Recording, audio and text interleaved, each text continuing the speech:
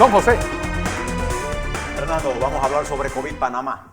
Tengo algunas noticias que creo que son positivas por cuanto que nos vas a ver los números ahora, van a ver los números con nosotros, en donde nos está indicando una leve tendencia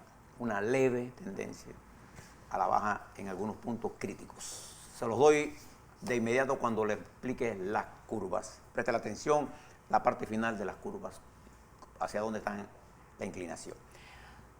De acuerdo a las cifras que tenemos nosotros aquí, Fernando, para ayer el MINSA nos informó que teníamos 298.019 casos positivos, con una positividad global a lo largo de la pandemia de 19,5%, un total de nuevos casos ayer de 1.750 casos positivos, para un total de 9.663 pruebas realizadas con una positividad de 18,1%. Esto nos está indicando a nosotros, observe la curva, nosotros podemos decir que en términos generales vamos al alza, pero al final de la curva usted está viendo una leve tendencia en la curva exponencial, a la caída. Muy leve, pero nos está indicando que estamos mejorando en ese término. Ahora se los voy a comparar. Pásenme la otra lámina, por favor. Aquí lo verá un poquito mejor. Estos son el incremento de los casos activos. Nosotros tenemos 54.233. Observa el final de la curva, usted ve un poquito hacia abajo.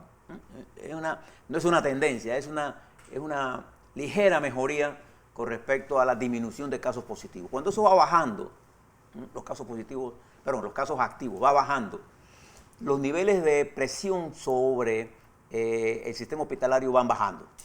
Eso es importante, entonces, bajar eso para volverlo a llevar a tener un nivel de recuperación de 80-85%, como lo teníamos hace unos meses. Observe la curva, estamos en el alza, en términos de tendencia, ¿no? ¿Sí? Vamos hacia el alza, pero observe ya un leve comportamiento que no lo veíamos hace un par de días. ¿Esto a qué se debe?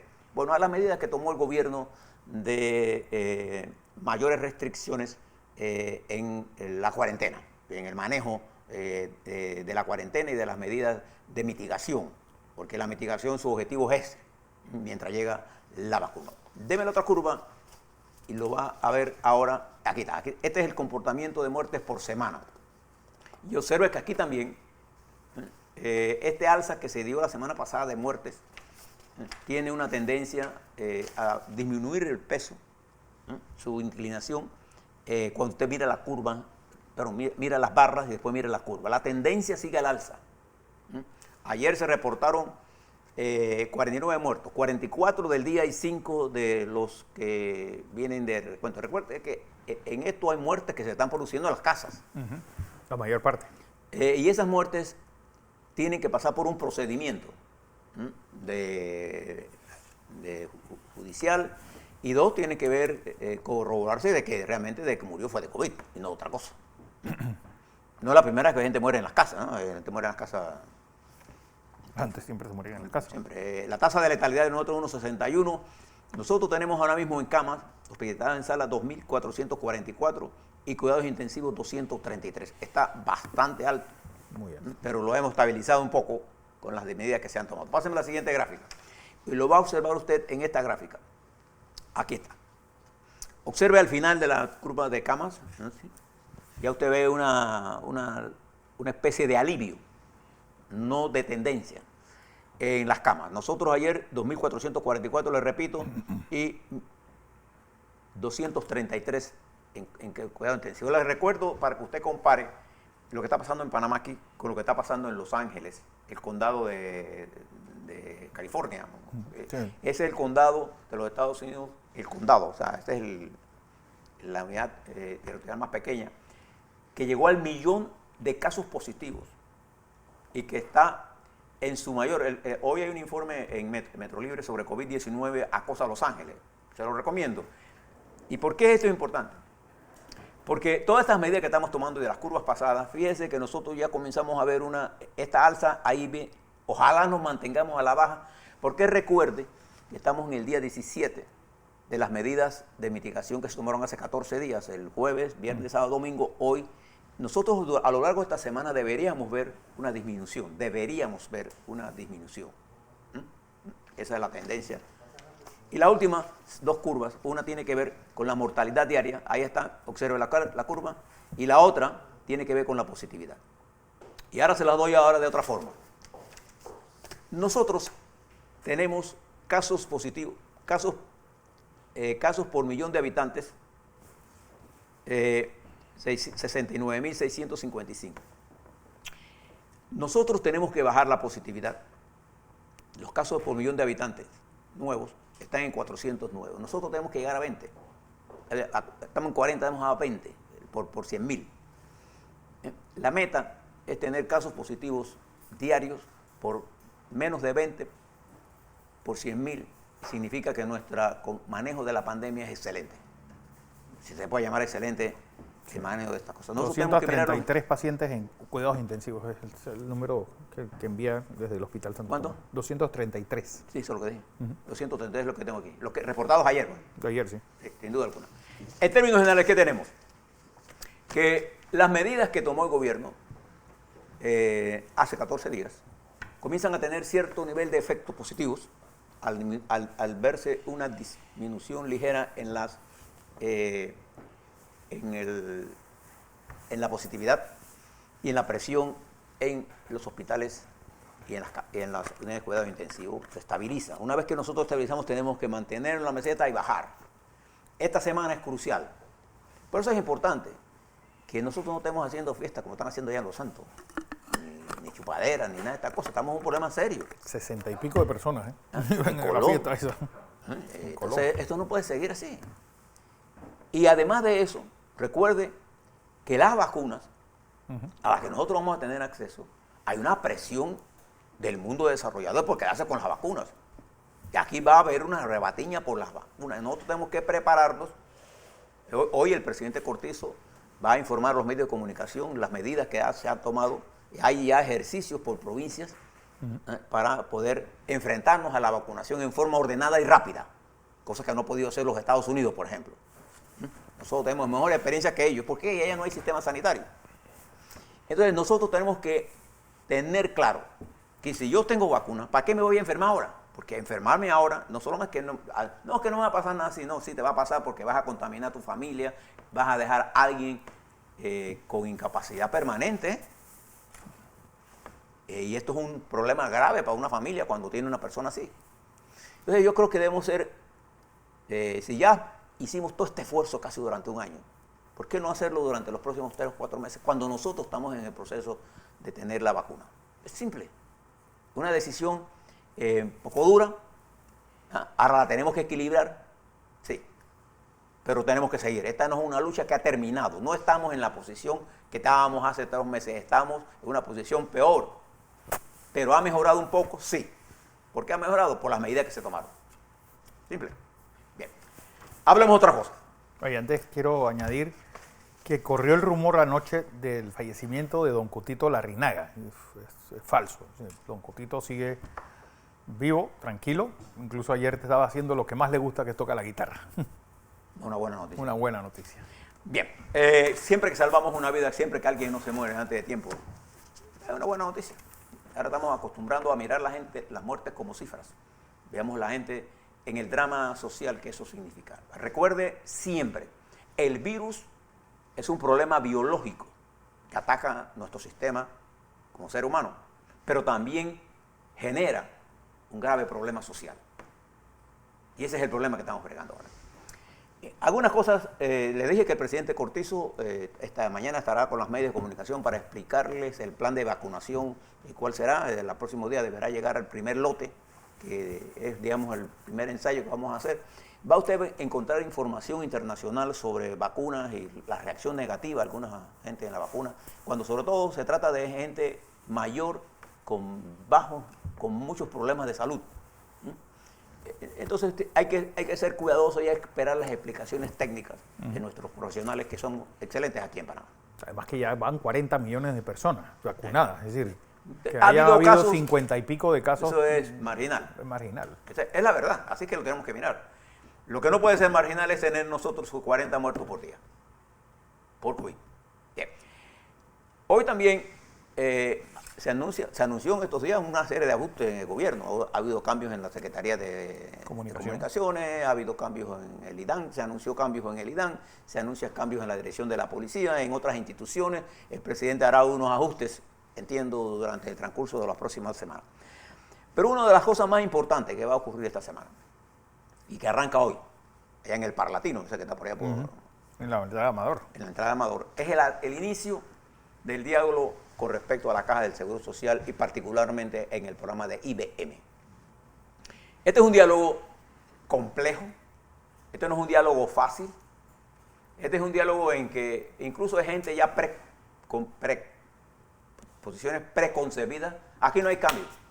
Bien, puede no haber cambio y el sistema colapsa. Entonces tenemos que buscar en acuerdos qué vamos a hacer para lograr estabilizar el sistema de pensiones, particularmente en el sector solidario. ¿Qué vamos a hacer y qué debemos hacer?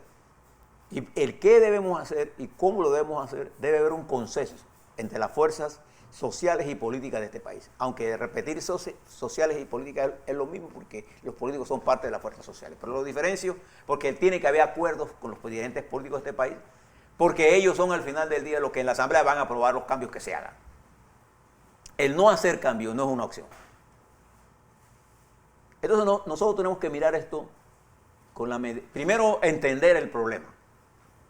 Y yo le recomiendo a la Caja del Seguro Social que no todo el mundo entiende esto del análisis actuarial. Bueno, mañana vamos a tener, lo más probable es al licenciado Francisco Bustamante. Bien, pero el que va a explicar esto, no lo explique para demostrarnos que sabe, que lo explique para hacer que la gente aprenda y no queramos meterle a todo el mundo una información que es muy difícil de digerir. Lo que sí es cierto es que las reservas de la Caja de Seguro Social en el sistema solidario no alcanzan para seguir pagando las pensiones de todos los que se jubilaron en ese componente. No alcanza. Entonces tenemos un déficit que tenemos que cubrir. Y tenemos muchas opciones que hacer. ¿Sí? Aquí hay gente ya preestableciendo, esto se puede hacer y esto no. No hay que tomar esto ni tomar esta otra cosa. Entonces un diálogo es para poner las opciones en la mesa y de esa mesa tiene que salir una propuesta. Cualquier propuesta que se haga al margen de un entendimiento social está destinada al fracaso. Entonces nosotros tenemos que tener un acuerdo con los trabajadores, con los empresarios, con la sociedad en general, con la sociedad política. Este va a ser el primer esfuerzo que está bajo la dirección de la Caja del Seguro Social. Y le pido a la Junta Directiva que adopte una posición de reforma, una posición, un modo de entender el problema bien y de buscar el camino de la solución. No busquen el camino fácil de hacerse de populares a sus allegados, porque podemos seguir diciendo no hay que hacer nada, aquí cogemos el canal y pagamos esto no es cierto. Esto de que el canal da para todo, esto no es cierto. Ni que hay fibra óptica que produce tantos miles de millones, eso tampoco es cierto. Bajemos esto a la realidad. ¿Y cuál es la realidad para mí? Lo que resiste la carrocería social de este país. La velocidad de cambio está determinada por la capacidad de resistencia de la sociedad a que el cambio no sea tan disparatado que deje toda la carrocería por ahí tirada. Y entonces se cayó. Nosotros hemos tenido experiencia. Hacer reformas a la seguridad social no es un problema fácil. No. Entonces hay gente que cree que esto es de que no, sube la edad, baja la edad, sube la cuota. Eso no es tan fácil, sobre todo en situaciones como esta. Esta es una tarea bien complicada, bien compleja, y que en el marco de la situación política que vivimos, en donde todos los días un sector de la sociedad llamada independiente o de informe, o de, ¿cómo se llama? Influencers. De influencers, están atacando directamente las estructuras políticas, y hablo de partidos, de sindicatos, de todo. Entonces, lo que están es descalificándose y convirtiéndose ellos en los censores de la patria, los catones. Eso. Los nuevos catones de la patria. Entonces, este no es un problema fácil. El que cree que esto es un problema fácil, te engaña. Esto es un problema bien difícil y de lleno de muchos erizados y de gente ya enjambrada en posiciones preestablecidas. Y tenemos que ser pacientes para buscar un acuerdo. Este es uno de los problemas más serios, como lo señala la Estrella de Panamá hoy, en las finanzas públicas del país. Y así se encuentran muchas pensiones en el mundo. Si usted quiere saber esto, el colapso de las pensiones en Argentina. ¿Recuerda que el corralito de aquí, mire lo que le pasó al señor Ortega? Mire lo que tuvo que hacer. Pinochet hizo unas reformas dramáticas y ya ha tenido que sacar el gobierno 20% de las reservas para entregárselo a los trabajadores. Pan para hoy, hambre para mañana. Entonces nosotros tenemos que mirar qué cosas, por ejemplo, cómo incorporamos a la seguridad social a los trabajadores informales. Y aquí tenemos que buscar fórmulas inteligentes, porque los trabajadores informales pueden incorporarse a la caja para que coticemos, que ellos coticen, con un porcentaje, mitad que paguen los trabajadores informales y mitad que pague el gobierno. Y hay casi 40% de trabajadores informales. Le aseguramos una pensión, eliminamos el subsidio y la gente tiene una posibilidad de...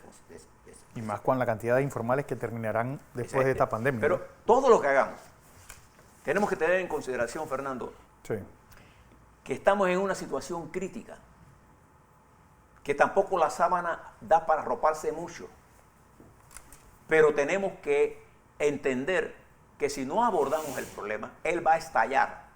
Les hablo ahora de las finanzas públicas. El año 21 va a ser más complicado y más duro que el año 20 en materia de finanzas públicas, porque en la estrategia del ministro de Economía y Finanzas, el 20 pudo utilizar la capacidad de endeudamiento del país para poner efectivos en el sistema y poder mantener la capacidad de compra de los miles de trabajadores del país y de los miles que quedaron sin trabajo dándole subsidios, y se mantuvo entre la rubia y la morena la economía. Pero el 21 nos agarra con un mercado financiero todavía con cierta solvencia, pero con unos países haciendo endeudamientos extraordinarios como los Estados Unidos. Cada vez que usted habla que ellos están produciendo 1.1 trillones de dólares, esos son endeudamientos de ellos. Eso es que ellos imprimen dinero y lo distribuyen. Va a haber mucho dinero en los Estados Unidos y esto va a traer inflación. Ya hoy en el mundo hay una inflación en precios de alimentos. Y de medicamentos. Y de medicamentos ni se diga. Entonces, nosotros debemos estar claros que el 21 vamos a tener una política de endeudamiento muy parecida a la del 20. Pero ese sistema solo puede subsistir hasta el año 21. Después del 21 no tenemos. Entonces nosotros tenemos que hacer ajustes macroeconómicos serios. Restricción del gasto. Tenemos que hacer políticas serias mientras mantenemos una capacidad de poder mantener la economía a flote. Pero entre tantos disparates que decimos todos los días, un país y una sociedad fragmentada, es muy difícil llegar a acuerdos. Y es por eso que el presidente Cortizo, al iniciar este diálogo, ¿por qué esto lo va a hacer la caja? El presidente debía, paralelamente a esto, aprovechar la oportunidad para crear el sistema de apertura, de diálogo político, para discutir temas como el año 21. Empleo. Ese es nuestro principal objetivo ahora mismo. ¿Cómo vamos a hacer para la reapertura? ¿Y bajo qué premisas lo tenemos que hacer? Porque vamos a tener que coexistir con el virus y tenemos que hacer un equilibrio. No es tan fácil. Entonces, este es un momento crucial. Equivocarnos en esto, o que la caja se cierre, o que la junta directiva, que está compuesta en una importante por trabajadores y que además están tiempo, está ahí. Hay que darse cuenta que tenemos que hacer ajustes en todo. Entonces, no se trata ahora de que, bueno, ahora vamos a hacer que los ricos sean pobres para que seamos todos pobres. Sí. No, lo que tenemos que hacer es qué medidas debemos tomar para que la economía se mueva con una mayor distribución de la riqueza. La forma de generar la riqueza siempre es a través del empleo con salarios adecuados y a través de la educación como niveladora social del país. Pero eso es fácil de decir. Y termino con esto. Quiero elevarle a miembros de la Junta Directiva que han asumido esta tremenda responsabilidad que hagan su mejor esfuerzo, su mayor comprensión. Escuchen y no escuchen pensando en responder. Escuchen, entiendan. Y después entre todos discutamos todas las opciones, ponémoslas en la mesa. La evaluamos, las consultamos. Lo que no podemos hacer nosotros es cerrar el diálogo porque alguien está en contra o porque vea que él ya tiene la resolución o el otro dice que si no hacemos paramétrica se muere el país. No, no, no. Hay un montón de cosas que se pueden hacer. Lo que no podemos es no hacer. Y este diálogo que arranca en medio de quizás la situación más difícil de la historia de nuestro país, arranca también en medio de una recesión. Y eso es lo que lo hace más peligroso, pero eso es lo que lo hace inevitable. No podemos seguir creyendo que el Estado tiene la capacidad de mantener los subsidios que está haciendo ahora mismo. No tiene la capacidad. Si alguien no se lo ha dicho, es mejor que lo escuche. No tenemos la capacidad de mantener estos niveles de subsidio, no tenemos la capacidad de mantener estos niveles de endeudamiento, perderíamos el grado de inversión, que es probable que lo perdamos este año, haría más costoso el dinero, y tenemos que buscar fórmulas para incentivar el empleo a través de ¿quién? Pequeño, micro, pequeño, mediano y grandes empresarios, con planes muy concretos, con nuevas medidas, mantenerla donde somos operativos, acelerar esa operatividad e incorporar nuevas gestiones. Así es.